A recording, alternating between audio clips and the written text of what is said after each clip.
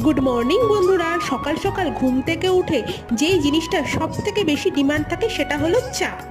আর সেই চাটাই যখন পরিবারের লোকজনের সাথে বসে একসাথে তুমি খাবে, সেই চাটার স্বাদ কিন্তু দ্বিগুণ হয়ে যায়।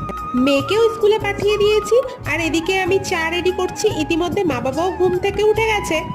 বর এদিকে বসেছে মাশরুম ছাড়াতে, কারণ শাশুড়ি জামাইয়ের কাছে ডিমান্ড করেছিল আজকে মাশরুম খাবে। কালকে অফিস থেকে ফেরবার সময় জামাই নিয়ে এসেছিল মাশরুম, আর সকালবেলা উঠে ও এখানে সেটাই ছাড়াতে বসেছে।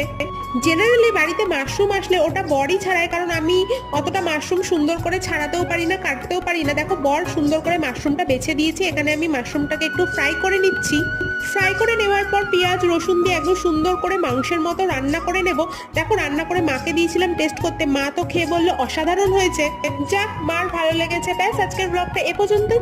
যদি ভালো লাগে আমার চ্যানেলটা সাবস্ক্রাইব করে পাশে থেকো, ভিডিওটা একটা লাইক করে দিও। দেখো চলো একটু